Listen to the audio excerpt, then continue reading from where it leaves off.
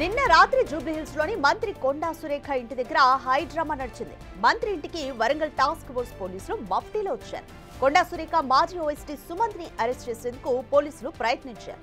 ఈ సందర్భంగా పోలీసులతో కొండా సురేఖ కూతురు సుస్మిత వాగ్వాదానికి దిగారు. సుమంత్ అరెస్టుకు పోలీసులు సరైన కారణాలు చెప్పడం లేదని ఫైర్ అయ్యారు. తమ ఇంటికి ఎందుకు వచ్చారని, లేకపోతే మా అమ్మను అరెస్ట్ చేసేందుకు వచ్చారా అంటూ పోలీసుల్ని ప్రశ్నించారు. కేసు వివరాలు చెప్పకుండా సుమంత్ను అప్పగించడం కుదరదని చెప్పేశారు. చాలా సమయం పోలీసులు అక్కడ ఉండి తర్వాత వెళ్లిపోయారు.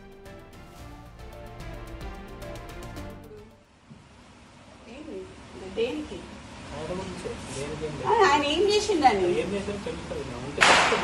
అదే ఏం చేసింది సార్? ఒకటి చూపించినాక పిలుస్తాం, లేకపోతే ఎట్లా పిలుస్తాం? ఒకటి చూపించండి, తర్వాత పిలుస్తాం కదా. చూపించండి, చూపిస్తాం వీడియో. సో ఆర్డర్స్ నాకు ఆడియో వినిపించండి, ఒక వీడియో చూపించండి, ఏదన్నా ఆయన మీద. ఇంతమంది పోలీసులు ఉన్నారు కదా సార్, ఇంతమంది అయితే ఉన్నారు కదా, చేయండి. మేమైతే చిన్నప్పటి నుంచి పోలీసు వాళ్ళతో లేకుండా అయితే లేం కదా సార్. వీళ్ళందరూ అయితే పోలీసు వాళ్ళే కదా, మీ వాళ్ళే కదా. మేము మాట్లాడియండి. మరి ఈడ పోలీసు వాళ్ళని పెట్టుకోండు, రాత్రి 2 గంటలకి వాని అపార్ట్మెంట్ పోలీసు వాళ్ళని పెట్టుడు, చేసింగ్లు చేసుడు, ఏంటిది? ఏడుంటున్నాం సార్? కాంగ్రెస్ గవర్నమెంట్ ఉంటున్నామా, లేకపోతే వేరే గవర్నమెంట్ ఉంటున్నామా? ఎట్లా కనిపిస్తున్నాం సార్? చూసి వస్తాం. లేదు, you have come to my house, come to నా ఇంటికి. నువ్వు మఫ్టీలో వచ్చినావు ఇక్కడికి, మఫ్టీలో వచ్చి నేను మీరు అని పిలుస్తున్నా. ఇంకా నేను ఇంకా నువ్వు అని పిలవాలి. నిన్ను యూనిఫామ్ వేసుకొని వస్తే మీరు అని పిలుస్తా. మఫ్టీలో వచ్చినావు కాబట్టి నేను అయినా మీరు అని పిలుస్తున్నా మిమ్మల్ని. నాకు మీరు ఇట్లా మాట్లాడుతున్నారు కదా, నేను అట్లా మాట్లాడలేను సార్. ఈ మూల మీద మనుషులను పెట్టుడు, ఆ మూల మీద మనుషులను పెట్టుడు కరెక్ట్ కాదు. అది ఎందుకు పిలుస్తున్నారో అడగండి, నేను అప్పుడు పిలుస్తావా అని. పిలవండి, మీకు ఫోన్ చేయండి, చేయండి. నేను ఉంటా ఇక్కడ, ఇంతసేపైనా పర్లేదు, ఉంటా. చేయండి, 2 చర్యలు సార్ గుడి. ఇదే టైంలో కాంగ్రెస్ ప్రభుత్వంపై సుస్మిత సంచలన వ్యాఖ్యలు చేశారు. ఏడాది కాలంగా మమ్మల్ని అణచాలని ప్రయత్నిస్తున్నట్లుగా ఆరోపణలు చేశారు. బీసీ మంత్రి ఉండొద్దని ఈ ప్రయత్నాలు జరుగుతున్నాయన్నారు. బీసీలను అణగదొక్కాలని చూస్తున్నట్లుగా మండిపడ్డారు. మమ్మల్ని పార్టీలోంచి బహిష్కరించేందుకు చూస్తున్నట్లుగా తెలిపారు. సుమంత్ పై అభియోగాలు పెట్టి మా నాన్నను కేసుల్లో ఇరికించాలని చూస్తున్నారని సుస్మిత ఆరోపించారు. సుమంత్ పై మంత్రి ఉత్తమ్ ఫిర్యాదు ఇచ్చారని తెలిసిందన్నారు. డెక్కన్ సిమెంట్ వాళ్లను సుమంత్ గన్తో బెదిరించారని ఫిర్యాదు ఇచ్చారని, మంత్రి ఉత్తమ్ ఫిర్యాదుతో అరెస్ట్ చేసేందుకు వచ్చామని పోలీసులు తెలిపినట్లుగా సుస్మిత తెలిపారు. సుమంత్ అనే మా ఓఎస్డీని తొలగించడం జరిగింది. ఎందుకు తొలగించారని మేము అడగలేదు. సో ఇప్పుడు యాక్చువల్లీ సాయంత్రము నిన్న రాత్రి 2 గంటలకి వాడిని తెల్లాపూర్లో వాళ్ళ హౌస్ ఉంది. హౌస్లో నైట్ టాస్క్ ఫోర్స్ ఆఫీసర్స్ ఎవరైతే ఉన్నారో వాళ్ళు లోపల కూర్చుని ఉన్నారు అని తెలిసింది. తర్వాత మార్నింగ్ వాడిని చేజ్ చేయడం జరిగింది. ఆఫీస్కి వెళ్తున్నప్పుడు చేజ్ చేయడం జరిగింది. ఆఫీస్కి వెళ్ళేటప్పుడు చేజ్ చేయడం జరిగినప్పుడు ఇంటికి వచ్చినాడు. ఇంటికి వచ్చి ఇక్కడ ఉన్నారు. తర్వాత వేం నరేందర్ రెడ్డి గారికి మా అమ్మ కాల్ చేయడం జరిగింది. అసలు ఏం జరిగింది, ఎందుకు అసలు సుమంత్ని ఎందుకు మీరు చేస్తున్నారు అని చెప్పినప్పుడు వేం నరేందర్ రెడ్డి గారు ఏం చెప్పారు అంటే, ఉత్తమ్ కుమార్ రెడ్డి గారు మాకు ఒక కంప్లైంట్ అంటే ఐజీకి కాల్ చేశారు. ఐజీకి కాల్ చేస్తే ఏం చెప్పారు అంటే, ఉత్తమ్ కుమార్ రెడ్డి గారు రిటర్న్ కంప్లైంట్ ఇచ్చారు. ఏమని అంటే, డెక్కన్ సిమెంట్స్ వాళ్ళని ఎక్స్టార్షన్, ఒక పిస్టల్ పెట్టి ఎక్స్టార్షన్ పెట్టి సుమంత్ గారు ఏమంటారు బెదిరించిండ్రు అని చెప్పి రాసినారు. సో దాంట్లో మరి అక్కడ సుమంత్ ఒక్కడే ఉన్నాడా అంటే కాదు, సీఎంకి సంబంధించిన మనిషి కూడా ఉన్నారు. ఆయన పేరు చెప్పండి, మీరే చెప్పండి సార్, చెప్పండి. రోహిన్ రెడ్డి ఎవరండి? సీఎం పక్కన ఉండే వ్యక్తి. సో మీరు ఇప్పుడు ఏది తీసినా కూడా రోహిన్ రెడ్డి సీఎం ఇంటి నుంచి రోహిన్ రెడ్డి ఆఫీస్కి వచ్చిండు. రోహిన్ రెడ్డి ఆఫీస్ నుంచి సుమంత్కి ఫోన్ చేసిండు.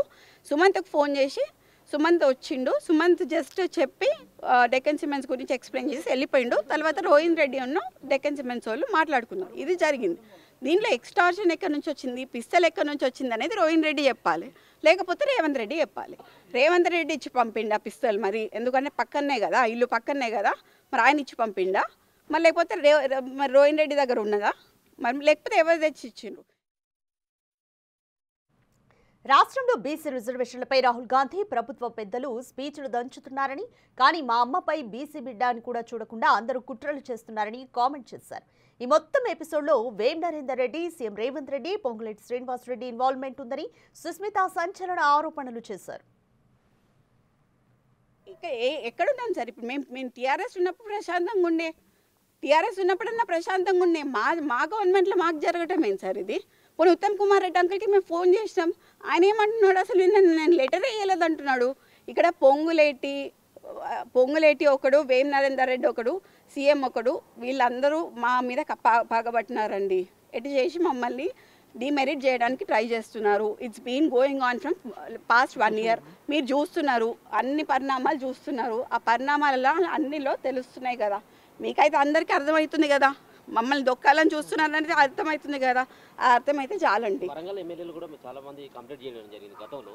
ముఖ్యంగా మంత్రి పదవి నుంచి తొలగించేందుకు ఇటువంటి కుట్రలు చేస్తా ఉన్నారు. అంతే అండి, దానికోసమే బీసీ మంత్రి ఉండొద్దు అనేది చూస్తున్నారు. పర్లేదు, బీసీ మంత్రి ఉండొద్దు అని చూస్తున్నారు. బీసీలను దొక్కాలని చూస్తున్నారు. ఇక్కడ రెడ్ల రాజ్యం నడుస్తుంది. మొన్నటిదాకా వేలమల రాజ్యం నడిచింది, అది పోయింది. ఈ రెడ్ల రాజ్యం నడుస్తుంది. కాళేశ్వరం ఎటు పోయింది సార్? ఎందుకు మాట్లాడతలేరు? ఫోన్ ట్యాపింగ్ కేసు ఎటుపోయింది? ఎందుకు మాట్లాడతలేరు? కవిత బయటికి వచ్చి ఇష్టం ఉన్నట్టు మాట్లాడుతుంది, ఎందుకు మాట్లాడతలేరు? కవిత మొత్తం వెనకాల రేవంత్ రెడ్డి మాట్లాడిస్తాను అంటారు, దాని గురించి ఎవరు మాట్లాడతలేరు?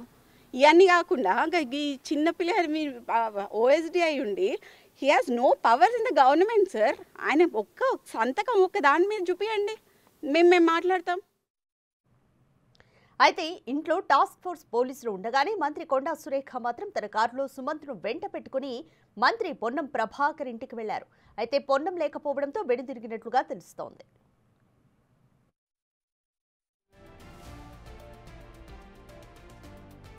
కొండా సురేఖ ప్రైవేట్ ఓఎస్డీ సుమంత్ కోసం నిన్నటి నుండి టాస్క్ ఫోర్స్ పోలీసులు గాలిస్తున్నారు. అయితే సుమంత్ కొండా సురేఖ ఇంట్లో తలదాచుకున్నట్లుగా సమాచారం ఉండడంతోనే మంత్రి ఇంటికి పోలీసులు వెళ్లినట్లుగా తెలుస్తోంది. నిన్న సుమంత్ను తన బాధ్యతల నుంచి తప్పిస్తూ ప్రభుత్వం ఉత్తర్వులు జారీ చేసింది. నా ఇంటికి నువ్వు మఫ్తీలు వచ్చినావు, ఇక్కడికి అసలు సుమంత్ ని విధుల నుంచి ఎందుకు తప్పించారు, అతన్ని ఎందుకు అరెస్ట్ చేయాలనుకున్నారు అన్న దానిపైన ఉత్కంఠ నెలకొంది. కొండా సురేఖ శాఖలో అవినీతి ఏమైనా జరిగిందా, అవినీతి కార్యకలాపాలు ఓఎస్డీ సుమంత్ పాత్ర ఏమైనా ఉందా అనేది చర్చనీయాంశంగా మారింది. అందుకోసమే సుమంత్ ని అదుపులోకి తీసుకుని పోలీసులు విచారించాలని అనుకున్నారా అన్నది ఆసక్తికరంగా మారింది.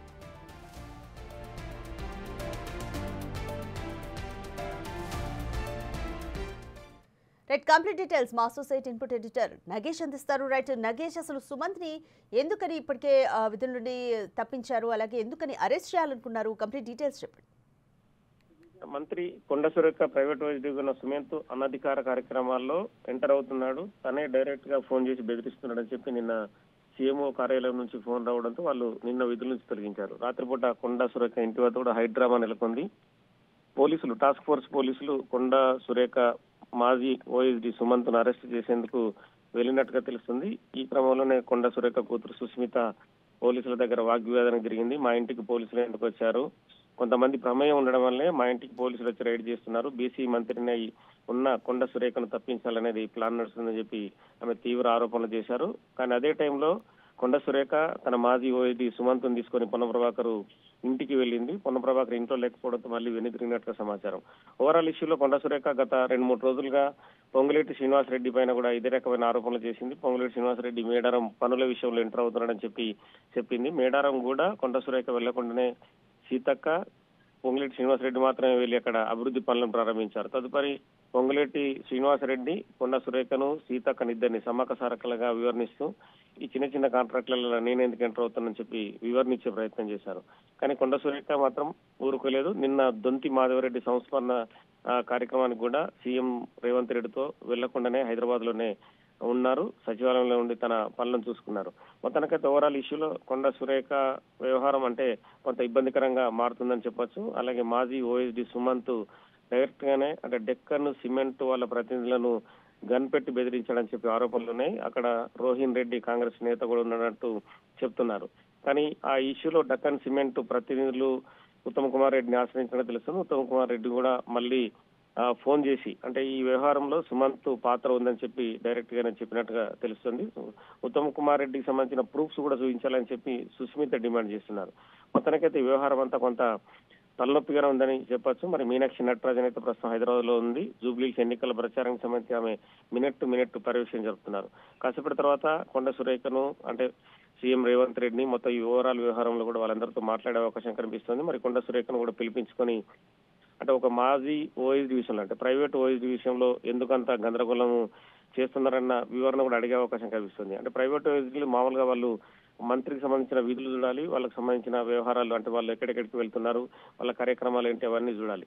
కానీ డక్కన్ సిమెంట్ కంపెనీల వాళ్ళని బెదిరించి కోట్ల రూపాయలు డిమాండ్ చేయడం, మరి ఆ వ్యవహారంలో సుమంత్ కు ఏం ప్రమేయం ఉందనేది కూడా ఖచ్చితంగా వివరణ అడిగే అవకాశం కనిపిస్తుంది. అంటే చాలా రకాల ఆరోపణలు ఉన్న తర్వాతనే తప్పించామని చెప్పి నిన్న సీఎంఓ కార్యాలయం నుంచి అయితే వాళ్ళు డైరెక్ట్ గానే అంటే అతను పనిచేసేది పొల్యూషన్ కంట్రోల్ బోర్డు లో ప్రైవేట్ ఓఎస్డీగా కొండ సురేఖ దగ్గర పనిచేస్తున్నారు. పొల్యూషన్ కంట్రోల్ బోర్డు నుంచి విధుల నుంచి తప్పించారు. కానీ ఈ మొత్తం వ్యవహారంలో కూడా ఖచ్చితంగా అధిష్టానం అయితే సీరియస్ గానే ఉన్నట్టు తెలుస్తుంది. అధిష్టానం నుంచి మీనాక్షి నటరాజన్ కు వేణుగోపాల్ నుంచి కానీ మిగతా ఏఐసీసీ కార్యాలయం నుంచి కూడా రాత్రి ఫోన్లో వచ్చినట్టు తెలుస్తుంది. ఇప్పటికే సోషల్ మీడియాలో కూడా మొత్తం వ్యవహారం అంతా కూడా హల్చల్ చేస్తుంది. అంటే పోలీసుల్ని అడ్డుకున్న సుస్మిత పైన కేసు పెడతారా కాంగ్రెస్ ప్రభుత్వం అని చెప్పి కూడా బీఆర్ఎస్ సంబంధించిన వాళ్ళు సోషల్ మీడియా వారియర్స్ అందరూ కూడా డిమాండ్ చేస్తున్నారు.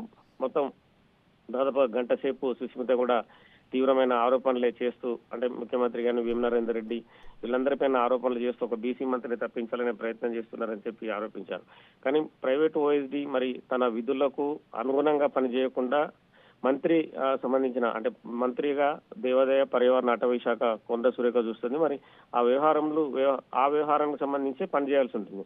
కానీ ప్రైవేట్ గా డక్కన్ సిమెంట్ కానీ ఇంకా వేరే కంపెనీలు కానీ బెదిరించాలన్న విషయంలో మాత్రం ప్రస్తుతం అయితే పోలీసులు అయితే కొంత ఇన్పుట్స్ తీసుకున్నట్టు తెలుస్తుంది. ఆ వ్యవహారం అంతా కూడా సీఎంఓ ఇప్పటికే సీఎంఓకి అప్పచెప్పినట్టు తెలుస్తుంది. దాంతోనే సీఎం సీరియస్ అయ్యి అతన్ని తప్పించినట్టుగా సమాచారం.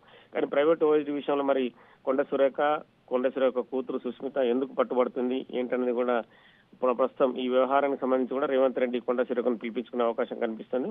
మొత్తం ఈ వ్యవహారంలో అంటే కొండ సురేఖ వ్యవహారంలో సీఎం గాని మీనాక్షి నటరాజన్ ఏఐసీ ప్రస్తుతం పిసిసి ప్రెసిడెంట్ కూడా మహేష్ కుమార్ గౌడ్ నరేందర్ రెడ్డి వీళ్ళందరూ కూర్చొని ఈ వ్యవహారంలో ఏం జరిగింది, అసలు సుమంత్ ఏం చేశాడన్న విషయాన్ని కూడా కొండ సురేఖ ముందుంచి సమాధానం అడిగే అవకాశం కనిపిస్తుంది. ప్రస్తుతం అయితే రాత్రి అయితే 2-3 గంటలు అయితే పూర్తి హైడ్రామా నడిచింది. ప్రస్తుతం ఇప్పుడు మీడియాలో కూడా సోషల్ మీడియాలో కూడా పెద్ద ఎత్తున ఈ వార్తనే ప్రస్తుతం అయితే ప్రచారం జరుగుతుంది. మరి పిసిసి ప్రెసిడెంట్ మహేష్ కుమార్ గౌడ్ కానీ మీనాక్షి నటరాజ్ కానీ వీళ్ళందరూ ఇంకా కాంగ్రెస్ లో ఉన్న సీనియర్ మంత్రులు కూడా కూర్చొని ఈ వ్యవహారానికైతే ఫుల్ స్టాప్ పెట్టే ఆ దిశగానే చూస్తున్నట్టుగా సమాచారం. మరి కొండ సురేఖ ఇచ్చే వివరణ బట్టి మొత్తం ఈ వ్యవహారం ఆధారపడి ఉందని చెప్పొచ్చు. మీనాక్షి నటరాజన్ కూడా ఈ వ్యవహారంలో తనకున్న ఇన్పుట్స్ తో కొండ సురేఖతో మాట్లాడి మరి ఈ వ్యవహారంలో కొండ సురేఖను సైలెంట్ గా ఉండమని చెప్పే అవకాశం కూడా కనిపిస్తుంది. Right, thank you Nagesh.